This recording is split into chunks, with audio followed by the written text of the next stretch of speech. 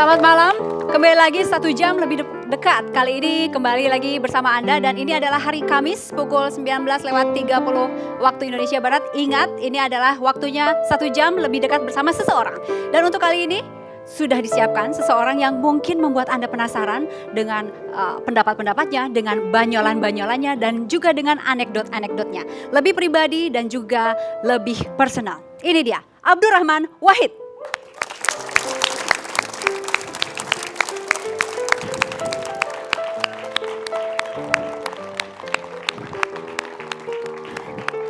Assalamualaikum Gus. Tumben bisa Nggak pakai pengawal. Nggak pakai pengawal, nggak Iya. pakai siapa-siapa bisa. Sekali-sekali santai, Mbak. Bener nih, nggak pakai pengawal. Nggak usah. Kenapa nggak takut? Anda kan mantan presiden. Ya, kalau kita orang baik, ketemunya ya pasti baik.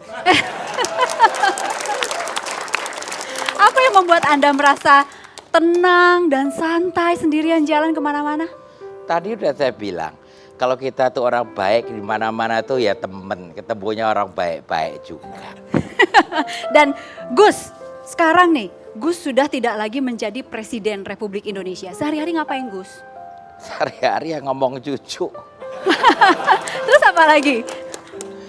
Dengerin berita di koran tuh dibacain orang, tuh dengerin radio, dengerin TV, udah gitu aja, terus tidur. Terus selain tidur apa lagi? Ya nerima tamu, yang paling banyak tuh tamu, banyak banget yang pengen ketemu saya. Banyak ya Gus ya? Banyak, apalagi sekarang nih banyak mau minta restu saya. Tapi kalau datang setiap hari, siapa aja yang minta restu nih? Banyak orang-orang yang nyalon jadi presiden tuh semua minta restu saya.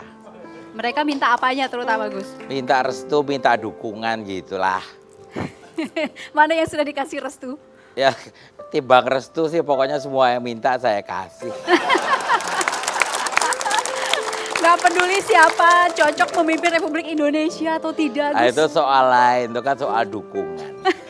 Tapi ini saya agak ada sesuatu yang aneh dengan Gus yang ini nih. Gus tiap hari datang di NU, di kantor NU atau sekarang kemana? Enggak, tiap hari di Departemen Kesehatan. Loh kok Departemen Kesehatan sih Gus? Kok Departemen Kesehatan? Lalu saya masih pegawai di sana. Loh. Ini Bang One, mana Bang One? Ini bukan Gus Dur yang sebenarnya Bang One. Bang One mana? Yah ini dia.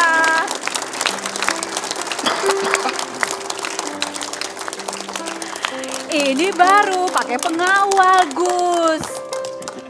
Assalamualaikum Gus Dur. Waalaikumsalam. Iya, silakan Gus. Nah kalau yang ini lebih meyakinkan. Pakai pengawal segala. Oke Bang One. Kalau Gus Dur kan tokoh bangsa, anak saya orang biasa aja. Sehat ya Gus? Ya baik. Akhirnya ada 2 Gus Dur duduk di sini. Boleh kasih aplaus?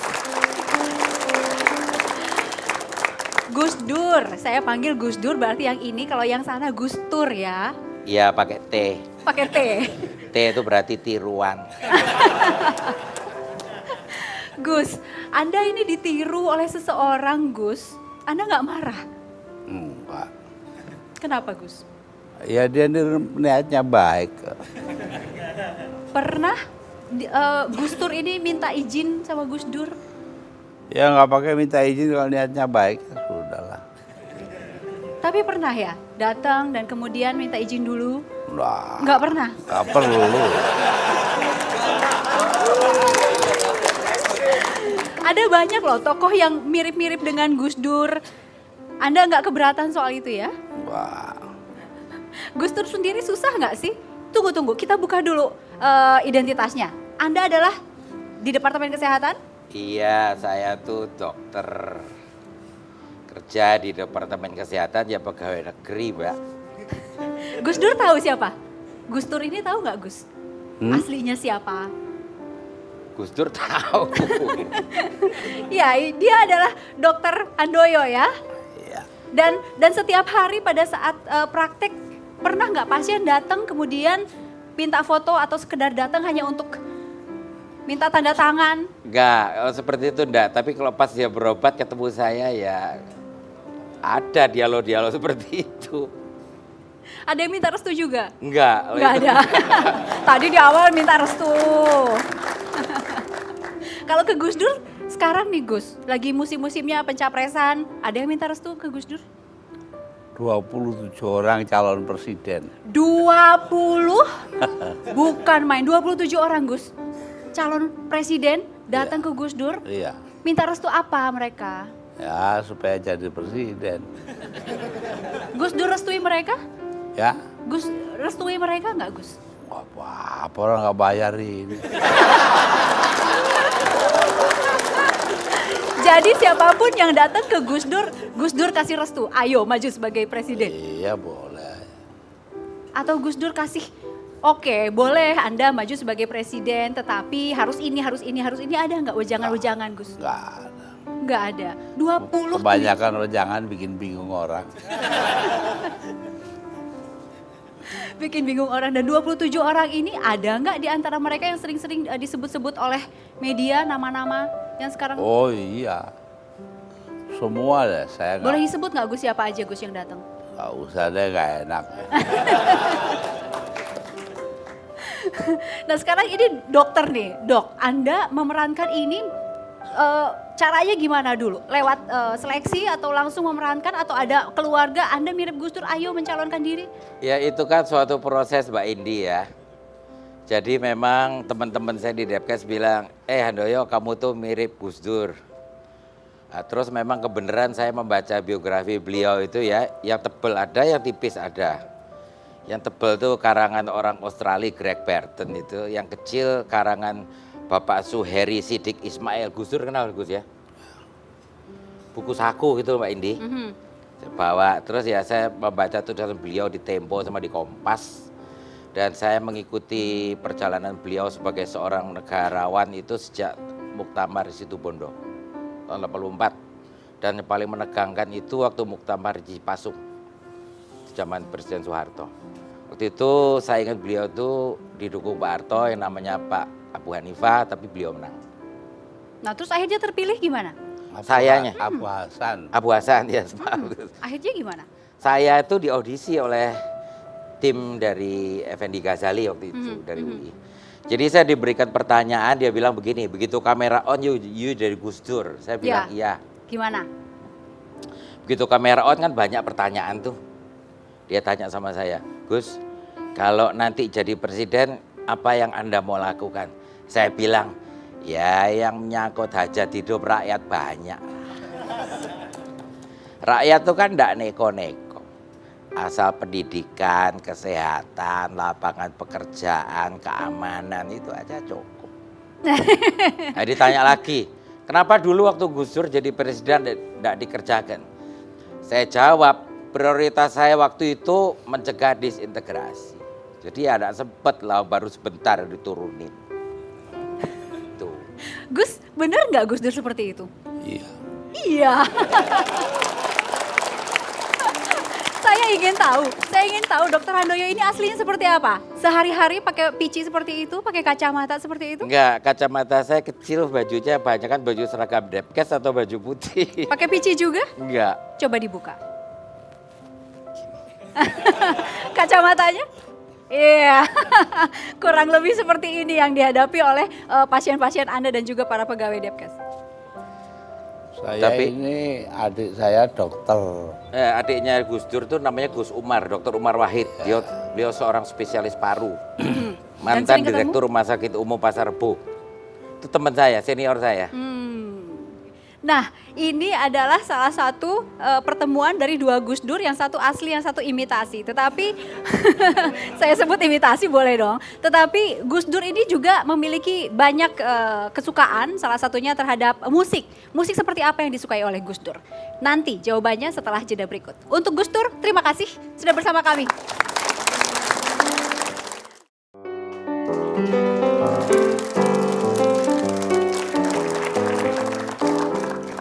Kembali lagi di 1 jam lebih dekat, namun untuk kali ini bersama Abdurrahman Wahid atau seringkali kita sebut sebagai Gus Dur. Saya ingin mengundang seseorang, sahabat dekat dari Gus Dur yang akan diantar oleh Bang One. Ayo Bang, silakan. Iya. Ini sahabat dekatnya masih dirahasiakan. untuk Gus Dur terutama masih dirahasiakan. Tapi ini adalah seseorang yang cukup dekat. Selamat malam. Silakan langsung duduk di samping Bang One. Terima kasih Bang One. Ya, Gus Dur bisa menebak siapakah dia? Apa? Di sahabat dekat Gus Dur ini? Jaya Suprana. Tahu dari mana? Tahu dari Kok bisa mana? tahu, Ya? Gus? Jadi pegangnya kan terasa. Emang pegangannya seperti apa? Ya. Pegangannya seperti apa? Apa? Pegangannya seperti apa kok bisa? Lihat orangnya gemuk. Saya pikir karena saya bau, jadi dia bau. Baunya enggak kan, Gus ya? Enggak. Gimana terakhir- kabarnya, Gus? Nah, Saya ini punya pengalaman dengan Jaya Suprana. pengalaman apa? Setelah makan di apa itu namanya? Pasifik. Sari Pasifik. Kami berdua berangkat ngedrop saya di PBNU. Lewat di PBNU, dia nggak pernah lewat situ. Saya nggak tahu, PBNU Saya nggak nggak tahu. lihat. Jadi akhirnya pulang balik lewat. Sejak akhirnya terus kita berhenti. Saya bilang, Mas Jaya, tuh tanya satpam tuh di mana kantor PBNU. Dia turun, terus ke tempatnya satpam, tanya, di mana kantor PBNU? Lah ini. Ya itu yang satu nggak tahu jalan, yang satu nggak lihat jalan. Nah itu jadinya Jadi kayak gitu itu. isinya. Saya ingin ke Jaya Suprana, saya panggil Bang Jaya aja ya. Ayo Gus Jaya. Gus Jaya. Kenapa jadi pakai gus-gusan juga? Satu kata yang bisa menggambarkan seorang Gus Dur dari Anda, apa? Satu Mengharukan. kata. Mengharukan. Ya. Kenapa mengharukan? Nah ini dah, orang selalu menganggap beliau itu kan lucu, jenaka, semua itu. Itu hanya permukaannya. Tuh. Tapi di dalam di sini itu berdenyut satu hati yang sangat luhur dan sangat mulia. Bagaimana Anda tahu itu? Oh, saya kan beruntung waktu beliau jadi presiden, itu setiap pagi saya mendampingi jalan kaki. Itu biasanya beliau mulai jam 5 ya Gus ya. Waktu pertama, waktu masih rajin saya jam 5 datang. Setengah 5 sudah datang, jalan. Terus hari kedua mulai datangnya jam 5. Hari ketiga jam 5:04, terus setengah 6. Lama-lama Makin saya siang. cuma nunggu dia jalan dulu, saya kemudian baru nemenin dia. Sebab yang penting buat saya makan paginya itu. Apa yang penting dari makan paginya, apa yang menarik Ya dari dalam makan pagi di samping makanannya enak, saya banyak belajar sekali. Beliau ini seorang yang hatinya sangat luhur. Dia yang mengajarkan saya di atas apa yang disebut politik itu masih ada yaitu kemanusiaan.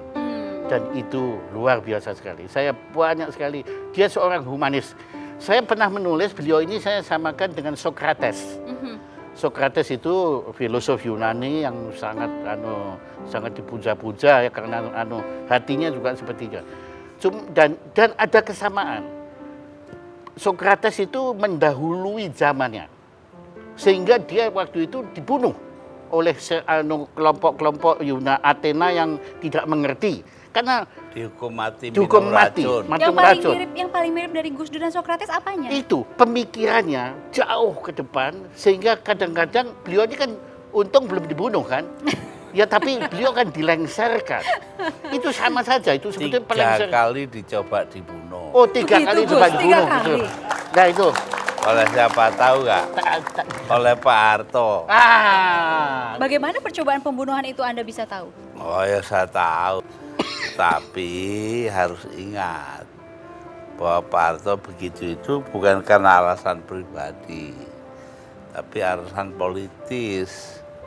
Apa yang membuat Gus Dur kira-kira tahu bahwa akan dibunuh? Apa yang membuat mereka ingin membunuh Gus Dur?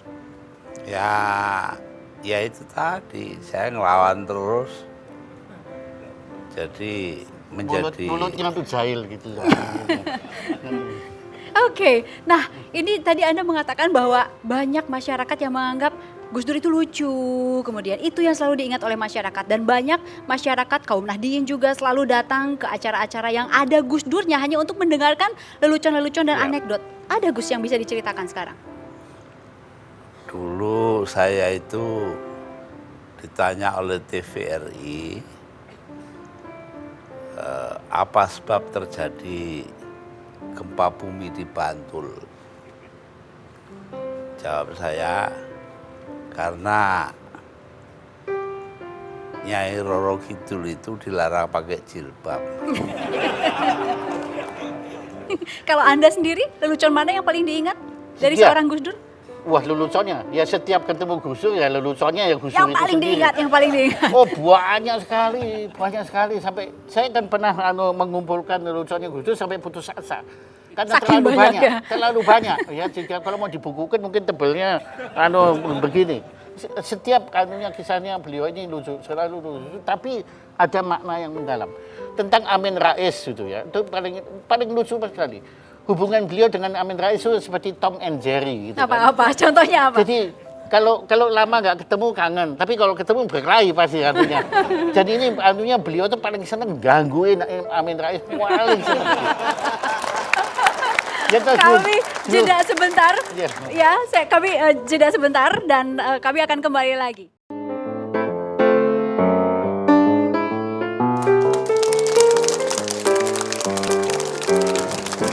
Kembali lagi di 1 jam lebih dekat bersama Abdurrahman Wahid yang biasanya juga dipanggil Gus Dur. Gus, tadi ada salah satu yang ingin kami tagih yaitu anekdot-anekdot Gus Dur yang sangat terkenal. Tapi saat ini sedang diperlihatkan sebuah foto. Foto pertemuan pada saat sedang rukun-rukunnya di Ciganjur. Ini adalah pertemuan Ciganjur yang pertama, ada Ibu Mega, ada Gus Dur juga duduk di situ, Sultan, Pak Amin Rais. Apa yang diingat dari peristiwa ini, Gus? Ya, saya sih ikut-ikut aja ya, tapi sebetulnya pada waktu itu Mbak Mega nggak pengen ketemu. Gitu ya? Bagaimana Gus Dur bisa tahu Mbak Mega saat itu nggak mau ketemu? Aja ngomong kok. Bilang sendiri sama dengan Gus Dur, kata-katanya seperti apa? Iya, dia bilang saya, nggak usah. Lalu saya ke rumah, saya bilang kepada Mas Amin, ayo kita mulai yuk, udah terlalu malam. Jadi pertemuan itu tanpa Mega. Tapi di foto ini semuanya seperti tampak akrab. Bagaimana hubungan Anda dengan Ibu Mega saat ini, Gus?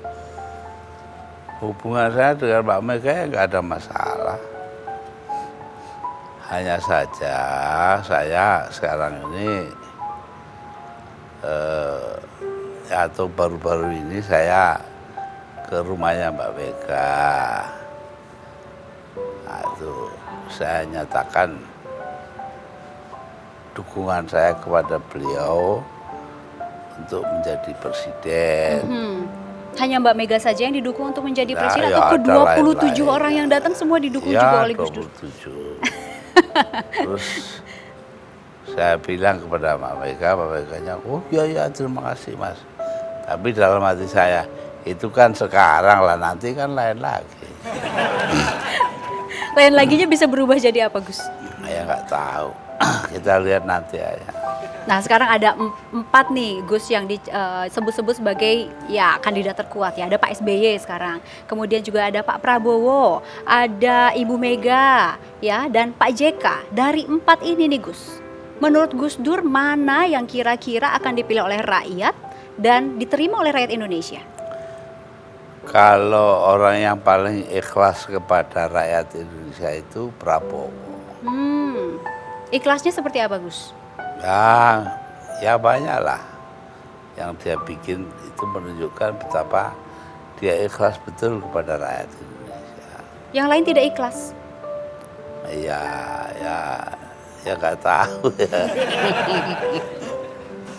Iya, saya pengen dengar tadi, saya mau nagih nih soal anekdot nih, Gus. Yang soal Anda kan pernah menjadi Presiden Republik Indonesia ya, yang keempat. Pertemuan dengan berbagai presiden pasti sering terjadi. Dan saya juga ingat ada salah satu anekdot yang tentang kepala negara. Cerita dong, Gus. Ya waktu itu kalau nggak salah, saya tuh cerita bahwa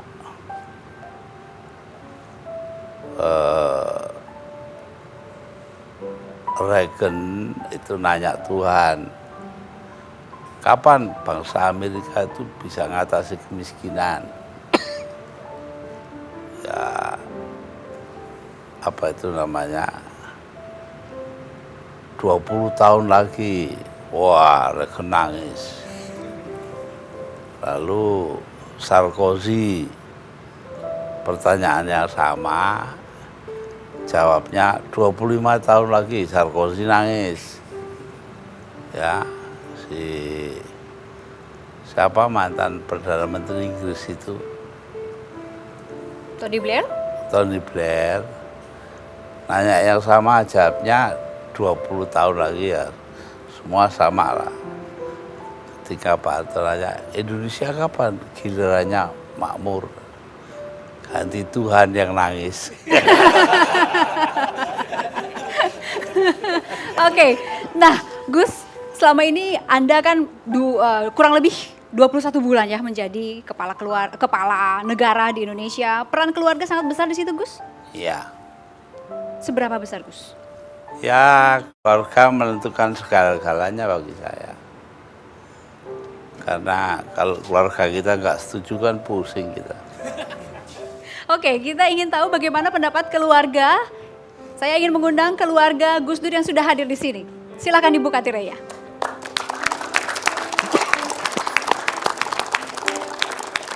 Ya, ada ibu dan juga kedua putri Gus Dur. Ya, Anita dan Inaya, putri yang ketiga dan yang keempat ya Gus ya. Dari 4 putri Gus, mana yang paling Gus Dur sayang? Semua sama. Semua sama. Ibu, selamat datang Ibu. Assalamualaikum. Iya, silahkan. Bang Oni, terima kasih. Ya, silahkan. Nah, akhirnya sudah lengkap semua. Ada beberapa hal yang mungkin membuat Gus Dur. Ada 2 yang nggak ada. Ada 2 yang nggak ada. Kemana mereka, Gus? Satu ke Taiwan, ke Hong Kong.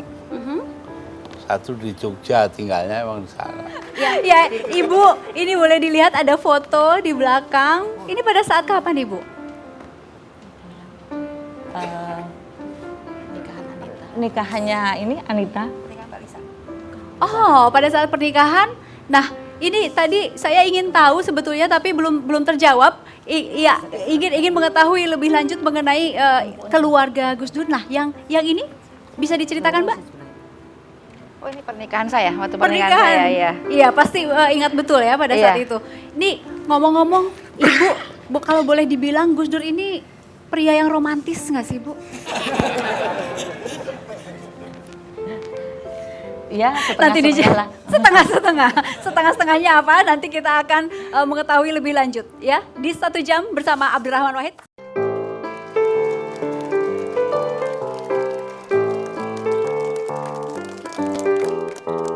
Ini 1 jam lebih dekat bersama Abdurrahman Wahid. Tadi sebelum jeda ada sebuah pertanyaan yang terpotong ke Ibu, yaitu Gus Dur itu seorang yang romantis nggak? Tadi terpotongnya adalah setengah-setengah. Setengahnya apa? Setengahnya apa?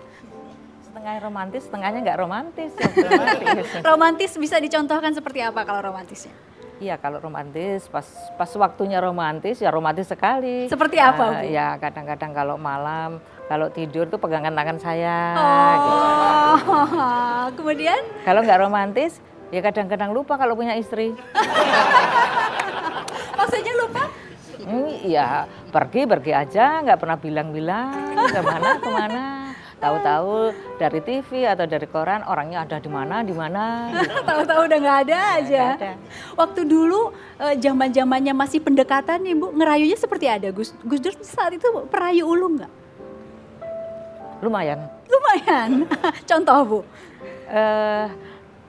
Karena kita itu pacarannya jarak jauh ya, jadi ngirimnya lewat surat.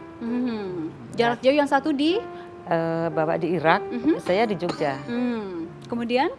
Ya selalu ngirim surat gitu kan. Sebulan sekali ada atau seminggu sekali setiap hari?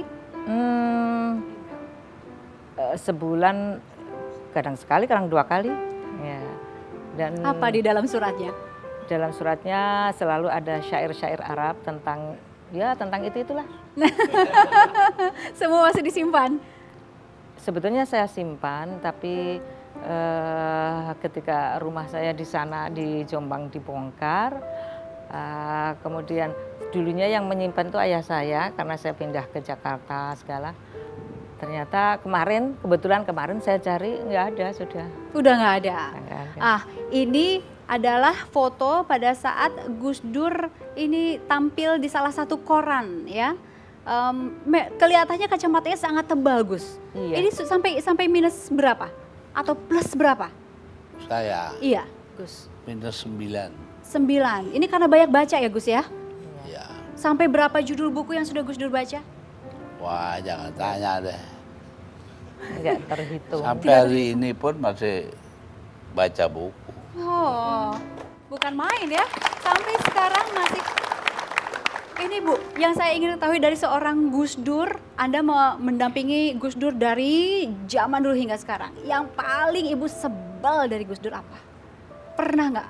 Ya ada dong. Apa? Kebiasaan apa? Yang mana? Kebiasaannya nggak mau menjaga kesehatannya. Kenapa? Makanan atau olahraga? Ya susah banget kalau suruh menjaga kesehatannya. Kadang-kadang dalam keadaan sakit tetap aja mau pergi kemana gitu itu loh. Jadi nggak pernah mau nginget bahwa nggak sehat atau itu membahayakan kesehatannya. Itu yang kita kadang-kadang kesel banget. Kita ini mencoba menjaga sekali kepada Bapak. Ternyata orang yang dijaganya Kayak begitu? ya itu aja. Gitu. Makanan? Gus Dur jaga makanan nggak? Kalau makanan sih sebetulnya dari dulu itu Bapak doyan makan apa saja doyan. Yang paling parah Bu, yang paling berat untuk kesehatannya? Kalau awal-awalnya sih ya duren. Duren, Ya. sate jeroan, Kalau ya jeroan terus kopi. kopi juga. Ya, sampai sekarang itu nggak bisa dilarang kopinya. Nih dari berdua nih, Nay dan juga Anita. Saya ingin tanya Nay dulu. Dari sosok Bapak yang Anda berdua kagum terhadap Bapak? Bapak itu orangnya nggak banyak omong tapi ngasih contoh. Benar-benar kalau katanya Gandhi, my life is my message, itu yang benar-benar ngaplikasiin tuh Bapak. Jadi buat Bapak hidup itu ya benar-benar pesan yang harus disampaikan, bahwa ada nilai-nilai yang harus diikuti, harus disebarkan, dan itu benar-benar dilakukan sama Bapak. Komitmennya penuh. Saya nggak pernah lihat orang sekomit itu pada kondisi sekarang di Indonesia. Saya nggak pernah lihat sekomitmen itu. Begitu ya? Setinggi itu. Anda berdua punya pacar? Sudah menikah. Kalau Nay Punya. ditungguin Banyak. nggak? Oh banyak. Ditungguin atau ada waktu kunjung yang tidak boleh lebih dari jam 10 misalnya? Itu tadi Bapak itu benar-benar, kalau Bapak sampai dibilang guru demokrasi, karena Bapak benar-benar menerapkan itu dalam hidupnya gitu. Bapak nggak pernah ngelarang, nggak boleh gini, nggak boleh gitu, itu nggak ada di kamus Bapak, nggak ada. Bapak ke anak-anaknya cuma bilang kalau belok kanan ntar dapetnya gini-gini, kalau belok kiri dapetnya gitu. Jadi udah habis itu anaknya terserah mau kemana, pilihan anaknya kok udah dikasih tahu. Seperti itu Gus. Anita, ada sesuatu hal yang membuat Anda sangat kagum terhadap Gus Dur? Kalau buat saya sih paling jelas tidak ada kata berhenti dalam kamus Bapak mengenai perjuangan ya.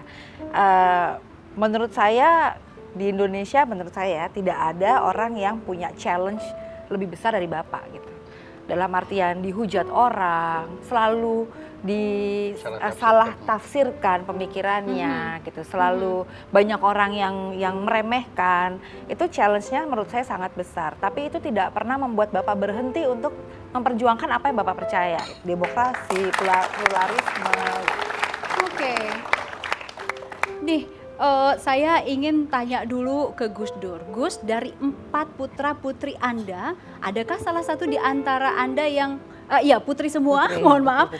Adakah di antara mereka yang membuat Gus Dur ini nih calon pengganti saya di dunia politik?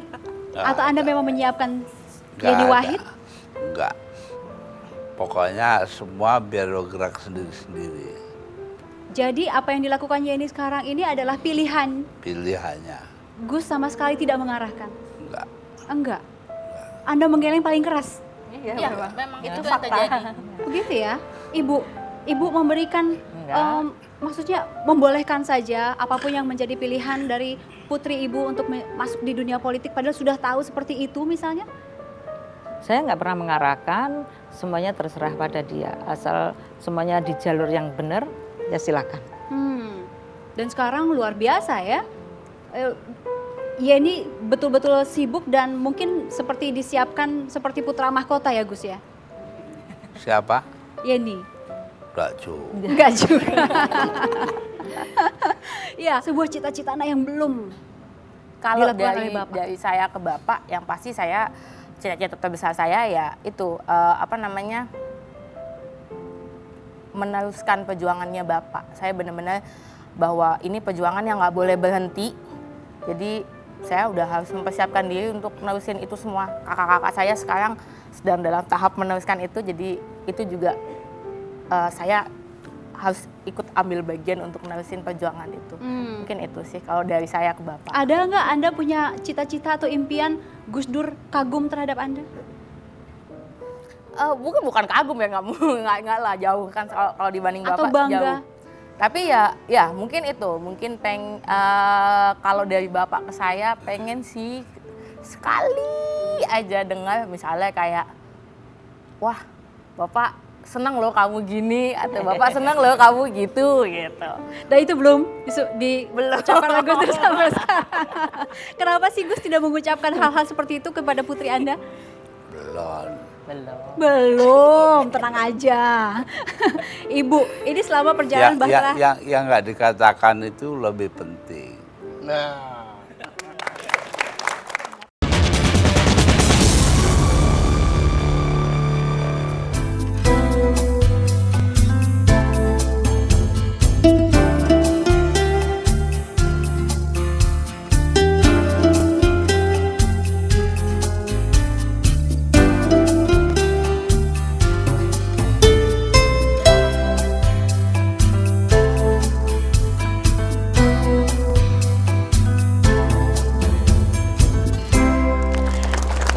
Iya, Anda baru saja menyaksikan potongan-potongan gambar dari seorang fans berat Gus Dur yang sudah ada di sini sekarang di Jakarta. Mas Rifai kesini untuk ketemu Gus Dur. Iya. Emang bakal yakin ketemu Gus Dur? Katanya begitu. Kalau ketemu, apa yang akan Mas lakukan? Saya kepingin cium tangan Gus Dur, ntar pingin peluk sama Gus Dur. Pengen cium, pengen peluk. Ya. Apa yang membuat Anda begitu mengidolakan seorang Gus Dur Abdurrahman Wahid? Saya suka orangnya. Apa? Kenapa? Kenapa sukanya? Apanya?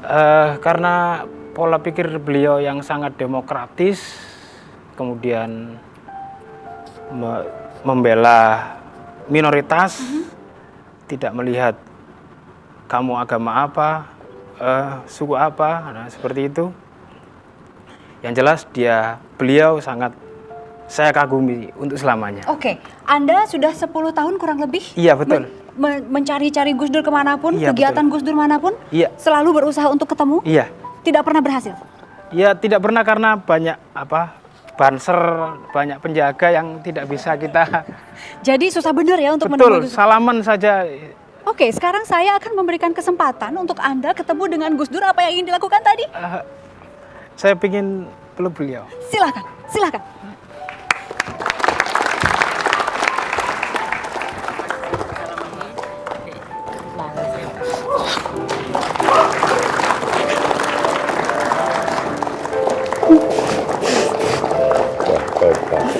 Bagaimana? Bendungan kan?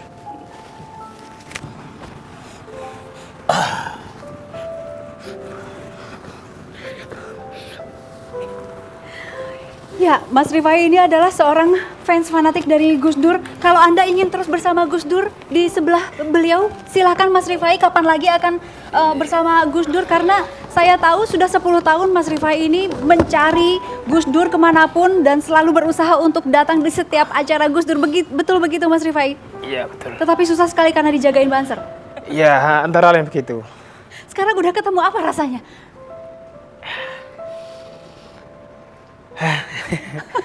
Sampai susah bicara, apa rasanya? Seperti misalnya utang-utangnya sudah lunas? Iya, seperti dapat arisan.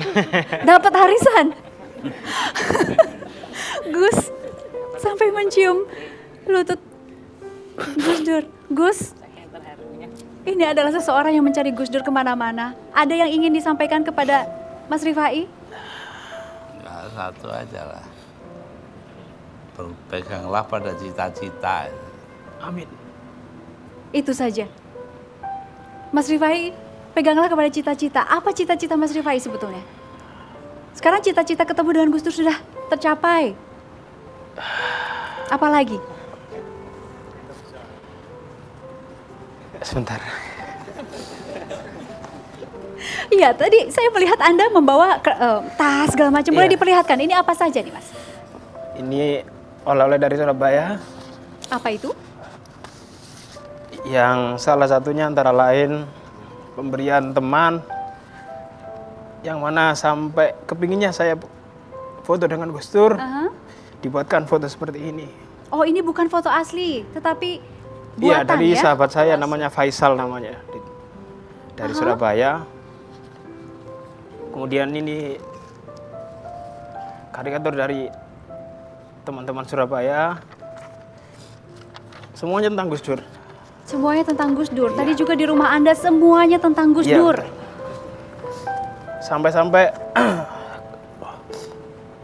ketika dulu saya belum menikah, nanti kalau sudah menikah, saya sudah siapkan nama Abdurrahman Wahid. Nama untuk putra Anda. Ternyata lahirlah perempuan, jadi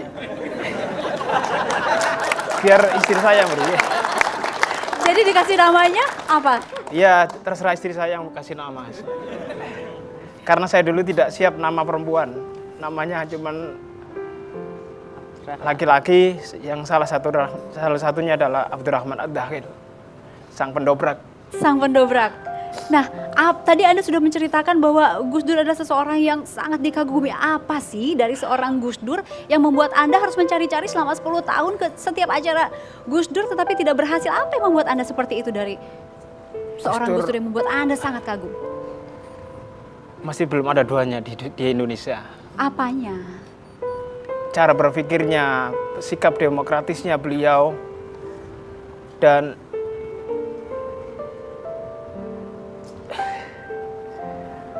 saya Apa sangat sih? suka sekali Gus Dur. Suka sekali pokoknya ya, titik aja. Kalau udah suka susah ya. Sampai susah bicara. Ini apa lagi di dalam tas, Mas? Banyak sekali, ada kaos saya gambar Gus Dur. Boleh diperlihatkan? Jauh-jauh dari Surabaya ke sini gitu loh. Iya. Sehari-hari sebagai apa, Mas? Saya sebagai guru SMP. Aha. Guru SMP, pelajaran? Pelajaran ke-NU-an. Nah, di Ada Surabaya ya? itu ada sekolahan Ma'arif, yang mana di sana adalah salah satu pendidikannya adalah penanaman keaswajaan kepada siswa. Nah, ini Aha. pelajaran lokal, yakni ke-NU-an. Iya. Nah, antara lain seperti itu.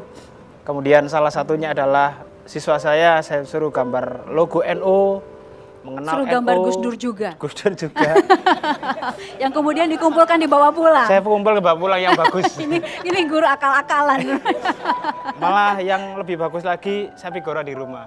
Oh, di figura di rumah. Ada juga yang terkumpul, ada yang diminta teman, ada yang memang tidak boleh diminta karena memang tidak ada duanya gambar ini. Seperti halnya foto ini yang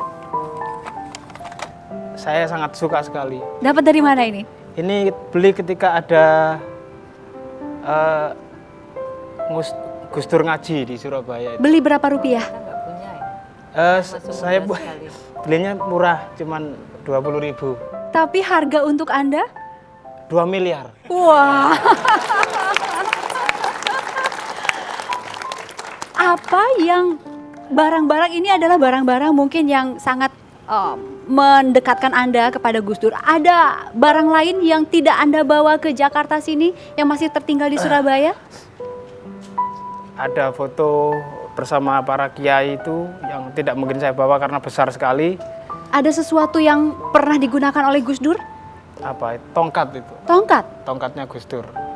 Bagaimana Anda tahu bahwa itu tongkatnya Gus Dur? Didapat dari mana? Dari Dibeli teman. berapa rupiah? Saya beli 100.000 katanya. Ini murah sekali dari Gus Dur, masa kamu diberi Gus Dur nggak mau? Oke, saya yang beli kalau gitu. Langsung Karena tanpa katanya ini ketongkannya ketinggalan di kantor gitu. bagaimana Anda bisa percaya bahwa itu adalah tongkatnya Gus Dur? Jangan-jangan bohong-bohongan. Saya percaya Gus Dur. Percaya? Gus, gimana Gus? Ini ada seseorang yang sampai mau koleksi bekas tongkat Anda yang pernah ketinggalan. Pernah ketinggalan di suatu tempat, Gus? Banyak. Banyak. Berarti bisa dipercaya. Apa rasanya Gus memiliki seorang fans yang fanatik seperti Mas Rifai ini? Alamatnya. Apa rasanya? Lah ya saya mau ke rumahnya nanti. Oh iya. Mau ke rumahnya. Oh. Mau ngapain nanti di rumahnya, Gus? Hah? Ya ngapain kayak minum-minum kopi. Oke, nah Anda Mas Rifai begitu fanatik terhadap Gus Dur. Kapan, pada saat tahun berapa dan saat momen apa yang tiba-tiba mungkin menjadi titik balik Anda dari semula tidak tahu mengenai Gus Dur, tapi kemudian menjadi titik balik dan membuat Anda sangat fanatik terhadap Gus Dur? Ketika Gus Dur jadi presiden. Saat itu? Dan sampai sekarang bagi saya Gus Dur tetap presiden. Wow. Buktinya di rumah saya tidak ada gambar presiden kecuali hanya satu, yakni Presiden Abdurrahman Wahid. Dan ini dipajang di rumah? Di rumah. Di ruangan mana? Di ruang tamu. Di ruang tamu.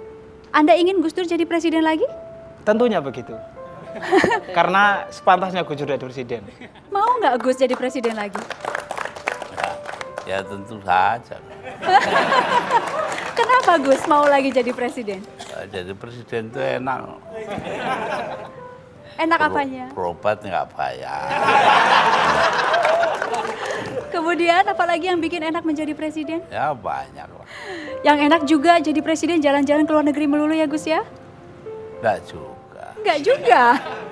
Karena saya ke luar negeri dulu itu dalam 20 bulan itu 80 kali. Jadi apa ya, 1 bulan 4 kali itu untuk mengusahakan agar supaya kesatuan Indonesia tetap terpelihara. Itu aja. Dan alhamdulillah saya berhasil dalam hal ini. Oke, nih kalau misalnya ngomong-ngomong soal sekarang nih Gus. Tadi Gus Dur mengatakan mau kok jadi presiden lagi. Sudah ada yang mengajak Gus Dur atau mencalonkan Gus Dur menjadi presiden? Oh, enggak ada pun saya terus. Maksudnya terus Gus? Iya ya terus berusaha untuk jadi presiden. Berusaha untuk menjadi presiden. Karena apa? Karena saya melihat bahwa pembangunan di Indonesia di masa depan itu berada di tangan PKB. Itu aja. Keponakan Anda, Pak Muhaimin, gimana ceritanya? Biar aja. Nanti kan habis dipecat, nanti kan tinggal sendiri. Umat menggugat Gus Dur. Ini ketika ini ada CD-nya juga, yang mana Gus Dur katanya dibaptis itu. Oh, Padahal bagi saya Oke, boleh diperlihatkan ke ini. silakan. Itu kebohongan Iya. dari Nyonya siapa sih? Handoko apa siapa? Iya. Jadi ini ceritanya ada seorang wanita namanya Afung. Nah, dia ngajak saya pertemuan gereja di Istora. Sana saya tahu-tahu ada seorang pendeta wanita dari Amerika Serikat minta saya datang ke atas podium, ke atas panggung. Saya naik ke atas, terus dia doakan, lah itu pakai Bible di atas kepala saya. Ya itu aja, itu oleh Nyonya Handoko itu disiar-siarkan saya ini dibaptis pindah begitu ya? Kristen. Oke, ini adalah saat terakhir bersama Gus Dur. Silahkan Mas Rifai Ini kesempatan Anda bersama Gus Dur sebelum dijaga oleh banser-banser lagi begitu keluar dari ruangan ini. Terima kasih untuk Ibu, Mbak Anita, Nay, terima kasih Gus sudah bersama kami di 1 jam lebih dekat bersama Gus Dur. Gus Durnya sudah menguap, sudah ngantuk. Dan sampai di sini 1 jam lebih dekat. Ingat, kami kembali pekan depan hari Kamis 19.30 waktu Indonesia Barat. Sampai jumpa.